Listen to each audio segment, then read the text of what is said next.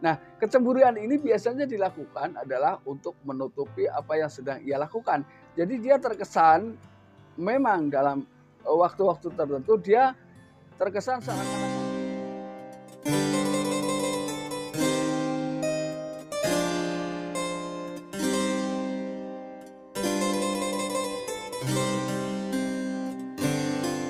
Assalamualaikum warahmatullahi wabarakatuh. Kembali lagi bersama saya Kang Kumis. Kali ini Kang Kumis kembali bersama sahabat semua. Tentunya masih di channel Kang Kumis, channel yang tidak pernah bosan membahas seputar permasalahan kehidupan rumah tangga. Nah, pada kesempatan kali ini Kang Kumis ingin membahas mengenai 7 tanda kunci wanita selingkuh. Nah, ini tentunya adalah hal yang memang Anda nanti-nantikan ya. Apa saja sih sebetulnya 7 tanda tersebut yang memang mungkin mendekati kebenaran dan mudah untuk dilakukan. Namun sebelum lanjut ke topik, ada salahnya silahkan Anda subscribe, like, dan komen di channel Kang Kumis agar sahabat semua tidak ketinggalan info dan juga kabar terbaru tentunya di channel Kang Kumis. Nah, hal yang pertama, hal yang harus Anda lakukan ini adalah Anda perhatikan kejadian-kejadian atau perilaku-perilaku anak yang terjadi pada pasangan. Nah, ini kita akan awali biasanya ketika seseorang yang memang sedang memiliki pria lain atau selingkuhan di luar sana enggan melakukan hubungan suami istri dengan pasangan tentunya. Nah, namun di sini kita bisa kaji lebih dalam sebetulnya masa-masa masa-masa wanita ya mengalami puncak keinginan atau puncak hasratnya untuk melakukan hubungan suami istri itu memang ada waktu-waktu tertentu. Ini biasanya adalah hal yang paling memuncak dirasakan itu adalah 1 minggu setelah menstruasi. Lalu kemudian terjadi pada minggu kedua setelah menstruasi. Coba Anda perhatikan, apakah ketika Anda mengajak istri Anda, pasangan Anda untuk melakukan hubungan suami istri di waktu tersebut, pasangan Anda tetap menolak. Coba ketika menolak, Anda perhatikan alasannya.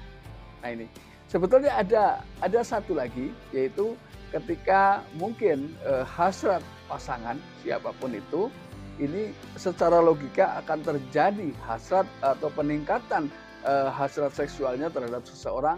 Yang pertama ketika dia sudah menikah ya, yang paling jelas, yang paling bisa Anda perhatikan adalah ketika Anda dengan pasangan Anda lama tidak bertemu. Contohnya mungkin Anda mencari duit di luar kota atau bekerja di luar kota. Ini kan berarti terjadi rutinitas pertemuan yang sangat jarang. Nah, namun ketika Anda pulang ke rumah, istri Anda justru tidak memperlihatkan semangat atau antusias untuk melakukan hubungan suami istri. Jadi seakan-akan dia memang sudah seakan-akan dia kerap melakukan hal tersebut selama Anda tidak ada bersamanya. Ini adalah tanda aneh. Jadi mungkin Anda baru pulang dari luar kota, entah itu bekerja, entah itu apa ya, dalam waktu yang cukup lama. Ini seharusnya ada peningkatan hasrat dong untuk pasangan kita. Namun pasangan kita ini terlihat biasa-biasa saja, tidak ada tingkat emosional, kemudian tidak ada antusias yang terlihat. Ini perlu dipertanyakan ya. Ketika memang alasannya jelas dan logika, tidak ada masalah. Ini yang pertama. Lalu kemudian yang kedua adalah periksa ponselnya jika memang itu mungkin. Karena memang kebiasaan seseorang ya ketika sedang berselingkuh itu memang menjadi semuanya serba privasi. Ada yang seperti itu. Nah, ini kita jangan sampai, karena kita di sini adalah bagaimana cara kita membina hubungan rumah tangga yang harmonis. Artinya hindari hal-hal seperti itu. Hal yang lebih nyaman dilakukan adalah jangan berselingkuh. Maksudnya seperti itu ya. Ini yang kedua. Lalu yang ketiga, apakah dia selama ini sering keluar rumah dan ketika pulang dari berpergian ini ada perubahan-perubahan dari sisi kepemilikan barang. Jadi dia memiliki barang-barang yang memang mungkin nilainya branded ya, yang mungkin sebelumnya tidak dimiliki. Nah, yang jadi pertanyaan ini, apakah ia membelinya sendiri menggunakan uang si suami atau memang dibelikan oleh pasangan. Nah, ketika ia mendapatkan itu tapi kondisi keuangan Anda baik-baik saja, berarti memang si pria ini lebih mencintai pasangan Anda. Namun sebaliknya, ketika istri Anda yang lebih mencintai pasangan selingkuhnya, maka biasanya keuangan si dia atau keuangan rumah tangganya akan menjadi berubah. Dasar keuangan rumah tangga ini menjadi berkurang, menjadi rusak. Ini biasanya seperti itu.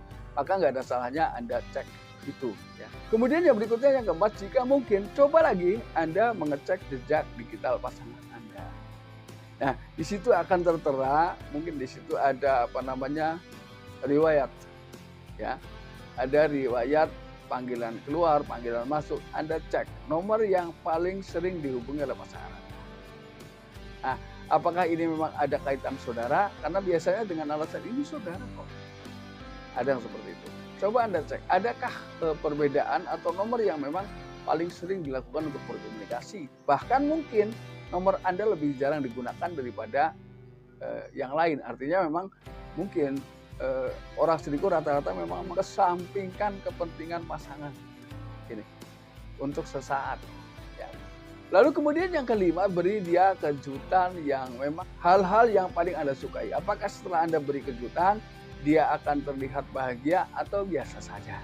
Nah, ketika Anda memberinya kejutan, lalu dia terlihat biasa saja, berarti memang dia sudah sedikit mulai paham bahwa apa yang menjadi aktivitasnya mulai tercium oleh pasangan. Biasanya seperti itu.